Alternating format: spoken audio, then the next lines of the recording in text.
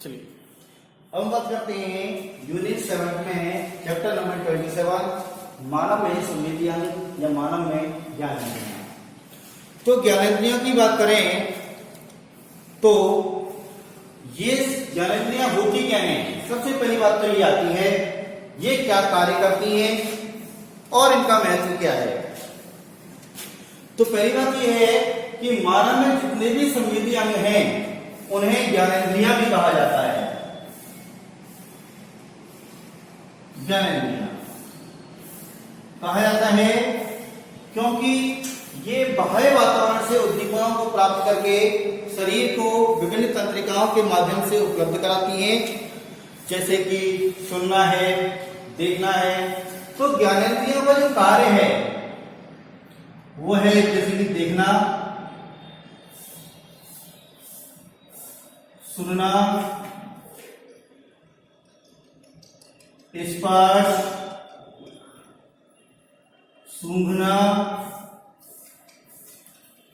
और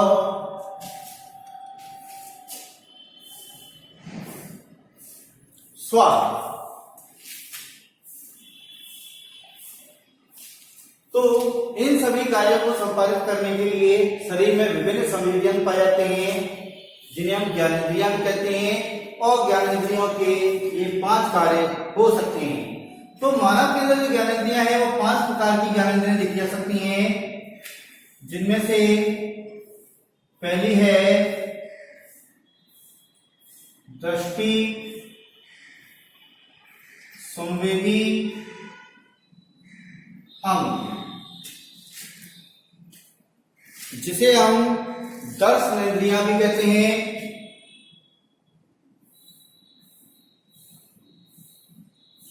दर्शनेंद्रिय कहते हैं जैसे कि अपने नेत्र,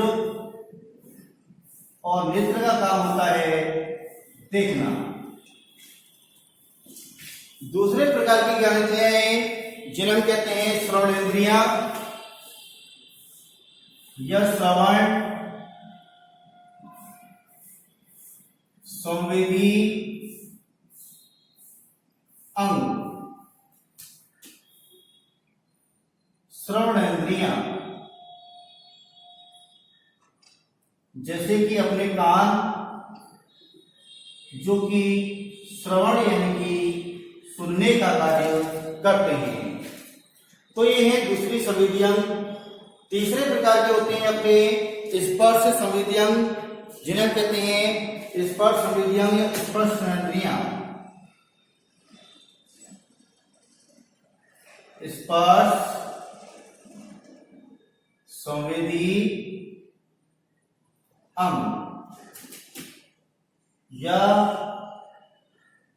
स्पर्शेंद्रियां, जैसे कि अपनी त्वचा, जो कि स्पर्श का बोध कराती है, छूकर पता लगाना।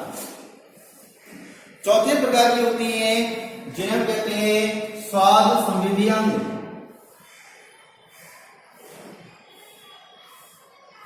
स्वाद संवेदी अंग, स्वादेंद्रियां, जैसे कि अपनी जीभ, टंग, और ये स्वाद का पता लगाती है। खट्टा, मीठा, कड़वा जो भी स्वाद होता है वो स्वादेंद्रिय द्वारा पता लगाया जाता है। अगला है अपना घ्राण इंद्रियां, यानी कि घ्राण, संवेदी अंग। घ्राणेंद्रियां कहलाते हैं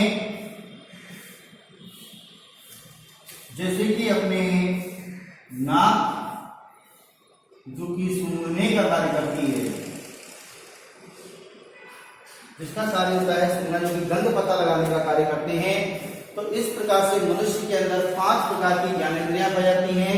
ज्ञानेंद्रियों की परिभाषा की बात करें तो ये क्या करती हैं, इनके माध्यम से शरीर के बाह्य वातावरण में होने वाले उद्दीपनों को ग्रहण किया जाता है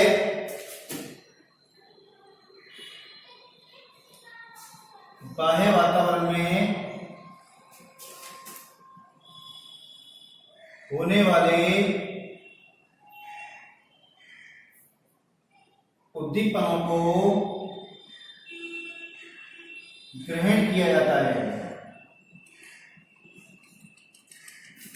इनके द्वारा बाह्य वातावरण में होने वाले जितने भी उद्दीपन है उन्हें ग्रहण किया जाएगा। दूसरा, ये क्या करते हैं, उद्दीपनों को ग्रहण करने के बाद तंत्रिका को प्रेषित करते हैं और वो तंत्रिका मस्तिष्क या मेरुरज्जु तक जाती है सूचनाओं को लेकर के, और उन उद्दीपनों के प्रति जो अनुक्रिया प्रदर्शित होती है वो प्रभावी अंतर उपलब्ध कराती जाती है। तो ये अपने ग्रंथियों का अपना एक सिस्टम है।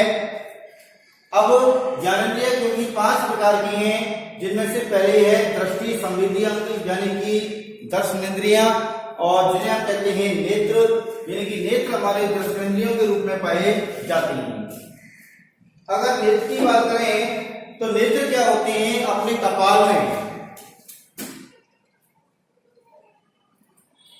नेत्र यानी कि आईज अपने कपाल में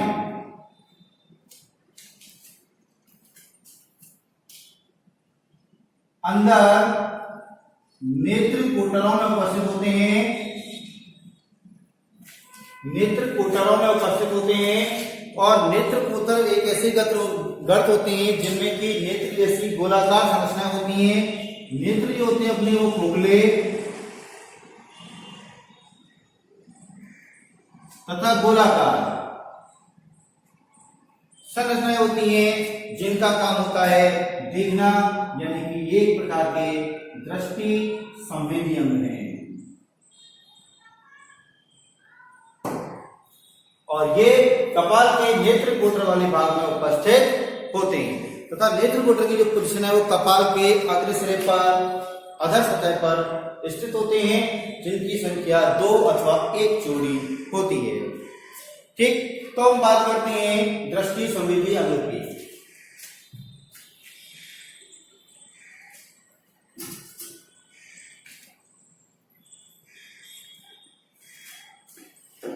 इनमें से पहला संवेदी अंग है अपना दृष्टि संवेदी अंग, जैसे कि अपने नेत्र। नेत्र जो है अपने दृष्टि संवेदी अंग होते हैं, जो कि कपाल में एक जोड़ी गोलक खोखली खोखली गेंद के आकार की संरचनाएं होती हैं और अपने कपाल के नेत्र कोटरों में स्थित होती हैं। इसकी संरचना की बात करें तो नेत्र की संरचना में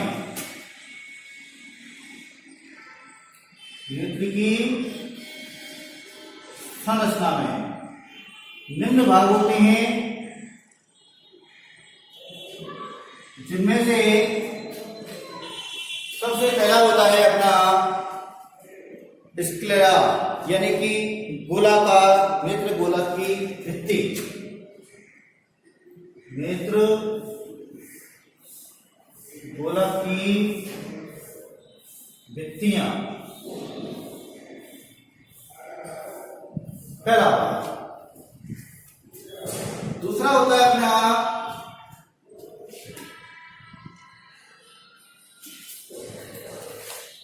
जिसे हम कहते हैं पीत बिंदु, येलो स्पॉट।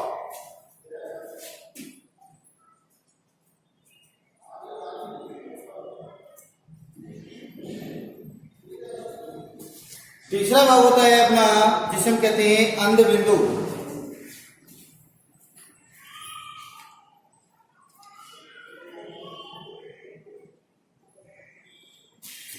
और इसके बाद अपने नेत्र में उपस्थित होते हैं नेत्र के विभिन्न भाग, जैसे कि तरल कक्ष, लेंस, आइरिस।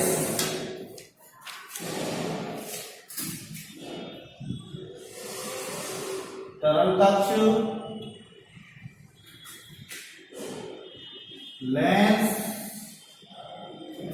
और आइरिस।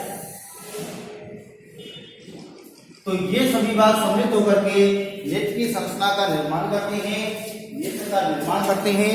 और नेत्र में ये सारे के सारे उपस्थित रह करके दृष्टि संवेदी क्रियाओं का नियंत्रण करते हैं। इसके बाद आंखों के अंदर एक संरचना और होती है जिन्हें हम कहते हैं नेत्र ग्रंथियां। नेत्र ग्रंथियां, तो ये सभी मिलकर के आंखों की संरचना का निर्माण करते हैं, जिनमें से हम बात करते हैं नेत्र गोलक की वृत्तियों की। तो नेत्र गोलक की वृत्तियों में 3 प्रकार की वृत्तियां इसके अंदर देखी जाती हैं। 1, 2 और ये 3 प्रकार की इसके अंदर वृत्तियां देखी जा सकती हैं, जिनमें से पहली है स्क्लेरा, दूसरी है कोरॉइड और तीसरी है रेटिना।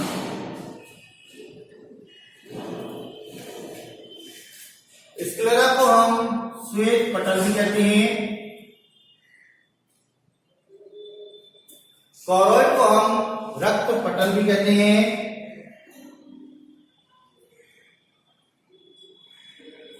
और तीसरी अपनी होती है रेटिना, जिसे हम दृष्टि पटल भी कहते हैं। दृष्टि पटल। अब बात करते हैं स्क्लेरा की। स्क्लेरा जो है वो श्वेत पटल के नाम से जानी जाती है। ये सबसे बाहर की वृत्ति होती है, कठोर होती है और श्वेत परत के रूप में पाई जाती है, इसीलिए हम इसको श्वेत पटल या स्क्लेरा के नाम से जानते हैं। ये सबसे बाहर उपस्थित होती है तथा कठोर होती है, साथ में ये श्वेत परत के रूप में पाई जाती है, इसे हम स्क्लेरा कहते हैं। ये 2 भागों से मिलकर के बनी होती है, जिसमें पहला होता है पारदर्शी स्वच्छ मंडल वाला भाग, जो कि कॉर्निया से जुड़ा होता है। पारदर्शी स्वच्छ मंडल भाग, जो कि कॉर्निया,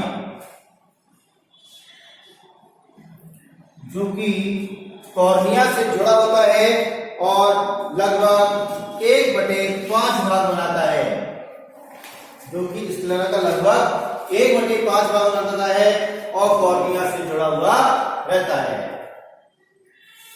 दूसरा अपना होता है जिसे हम कहते हैं शेष भाग होता है, वो तंतु में संयोजित ऊतकों का बना होता है, जो कि लगभग 4/5 भाग बनाता है, जो कि शेष भाग है।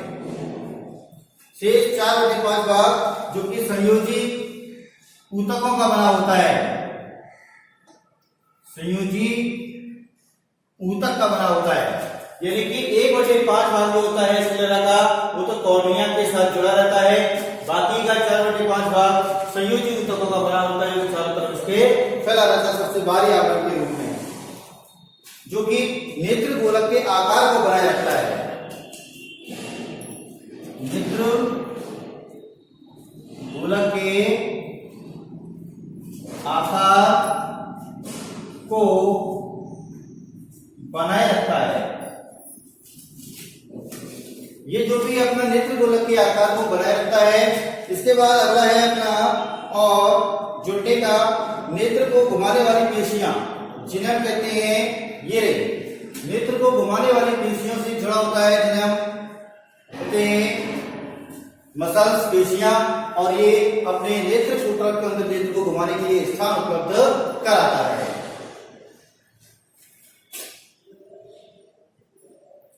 नेत्र कोटल में नेत्र को घुमाने के लिए स्थान उपलब्ध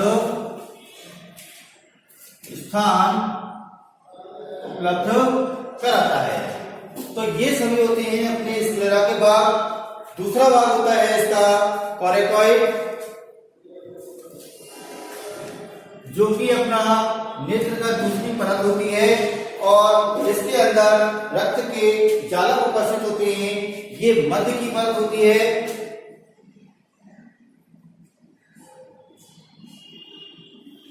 ये जो मध्य की परत हमको दिखाई दे रही है रेड कलर की डॉटेड लाइन से, जिसे हम कहते हैं कोरॉइड। कोरॉइड रक्त पटल के नाम से जानी जाती है और नेत्र के मध्य का आवरण बनाती है। और चलिए अब हम बात करते हैं रेटिना की। तो रेटिना क्या होता है, इसे दृष्टि पटल के नाम से जाना जाता है और इस पर दो प्रकार की कोशिकाएं उपस्थित होती हैं, जिन्हें हम कहते हैं शलाका कोशिकाएं और शंकु कोशिकाएं। शलाका कोशिकाओं में रोडोप्सिन नामक वर्णक उपस्थित होता है, जो कि मंद प्रकाश में देखने में सहायक होता है और विटामिन ए द्वारा संश्लेषित किया जाता है। एक इम्पोर्टेंट बात ये भी है कि उल्लू जो होते हैं, उल्लू के जो रेटिना में केवल शलाका कोशिकाएं उपस्थित होती हैं, यानी कि मध्य प्रकाश में देख सकते हैं, यानी कि रात्रि के समय भी आसानी से देख सकते हैं धीमे प्रकाश में। लेकिन जो मुर्गियां होती हैं, मुर्गी में शंकु कोशिकाएं उपस्थित होती हैं और शंकु कोशिकाएं केवल रंग विभेदन और तीव्र प्रकाश देखने में ही सहायक होती हैं, यानी कि मुर्गियां जो है आसानी से रंग का विभेदन कर सकती हैं और तीव्र प्रकाश में भी आसानी से देख सकती हैं। शलाका कोशिकाओं की संख्या मनुष्य में शंकु कोशिकाओं की तुलना में अधिक होती है। शलाका कोशिकाओं की संख्या लगभग मनुष्य के अंदर 115 मिलियन तक होती है, जबकि शंकु कोशिकाओं की संख्या लगभग 16.5 मिलियन तक होती है। शलाका कोशिकाओं में रोडोप्सिन और शंकु कोशिकाओं में आयोडोप्सिन उपस्थित होता है, क्योंकि रंग विभेदन तथा तीव्र प्रकाश में देखने में सहायक होता है। इसके अलावा एक बार हम दोबारा से इसकी संरचना पर नजर डालते हैं। नेत्र की संरचना में सबसे बाहर की ओर अपनी परतें होती हैं, जो कि स्क्लेरा, कोरोइड और रेटिना के नाम से जानी जाती है। स्क्लेरा श्वेत पटल कहलाती है, कोरोइड रक्त पटल कहलाती है, जिसमें अनेक रक्त केशिकाएं, रक्त वाहिनियां उपस्थित होती हैं तथा इनकी आंतरिक सतह पर काले, नीले तथा गहरे भूरे रंग की कणिकाएं उपस्थित होती हैं, जो कि प्रकाश के परावर्तन को कम करती हैं और प्रकाश के परावर्तन को रोकने के कारण इमेज हमारी काफी अच्छी और स्पष्ट दिखाई देती है, क्योंकि धीमे तथा तीव्र दोनों प्रकाश में देखने में सहायक होती हैं। क्योंकि मनुष्य के अंदर शलाका और शंकु दोनों प्रकार की कोशिकाएं पाई जाती हैं। और दूसरी सबसे बड़ी बात यह है कि ये जो स्क्लेरा है, 1% भाग इसका आगे चल के कॉर्निया के साथ जुड़ा होता है। कॉर्निया नेत्र का सबसे अग्र भाग होता है, जिसको हम आगे पारदर्शी क्षेत्र के रूप में जानते हैं और पारदर्शी क्षेत्र के रूप में बनाया जाता है। और इसके अंदर एक तरल भरा होता है, जिसे बोलते हैं हाइलाइन फ्लूइड। हाइलाइन फ्लूइड के पश्चिमी सिरे पर, यानी कि रेटिना की सरफेस पर पीछे की तरफ ऑप्टिक पॉइंट होता है, जहां पर कोई भी इमेज का प्रतिबिंब बनाया जाएगा, जबकि निचले सतह पर प्रकाश उत्पन्न होने के कारण ये अंग बिंदु कहलाता है। दूसरी सबसे इम्पोर्टेंट बात यह है कि इसका जो पुपिल है और इसकी जो लेंस है, उसकी आकार को बड़ा या छोटा किया जा सकता है with the help of conjunctiva की मदद से। कंजक्टिवा मसल्स होती हैं, जो कि प्रकाश की तीव्रता के अनुसार लेंस के फोकस को सेट करने का काम करती हैं और साथ ही साथ ये अपने आइरिस को फैलाने तथा सिकोड़ने का भी कार्य करती हैं, जिसके कारण प्रकाश की तीव्रता को नियंत्रित किया जा सकता है। बाकी की सिलिएटेड बॉडी होती है, जिससे अनेक प्रकार की सीलिया संरचना निकली होती है, पेशियां निकली होती हैं और ये पेशियां लेंस के साथ जुड़ी होती हैं और लेंस को फैलाने तथा सिकोड़ने का भी कार्य ये करती हैं। बाकी का जो अपना आइरिस के सामने वाला भाग है, जिसे हम बोलते हैं एंटीरियर चेंबर ब्लैंक होता है, उसमें पारदर्शी क्षेत्र होता है, जिसे हम पारदर्शी क्षेत्र के नाम से भी जानते हैं। और यह है अपनी आइरिस की संरचना। मनुष्य की बात करें तो ये मनुष्य की आंखों की संरचना में ये सारे भाग हम आसानी से देख सकते हैं, लेकिन विशेषता इनकी यह है कि उल्लू तथा मुर्गी में इनमें से कुछ मात्रा में कहा जाता है कि उल्लू में जो रेटिना होता है उसमें केवल शलाका कोशिकाएं होती हैं, कि तीव्र प्रकाश में देख सकती हैं, जबकि मुर्गी के अंदर केवल शंकु कोशिकाएं होती हैं, जो कि तीव्र प्रकाश में आसानी से देख सकती हैं और ये मंद प्रकाश में आसानी से देख सकती हैं। और मुर्गी में रंग विभेदन भी आसानी से किया जा सकता है।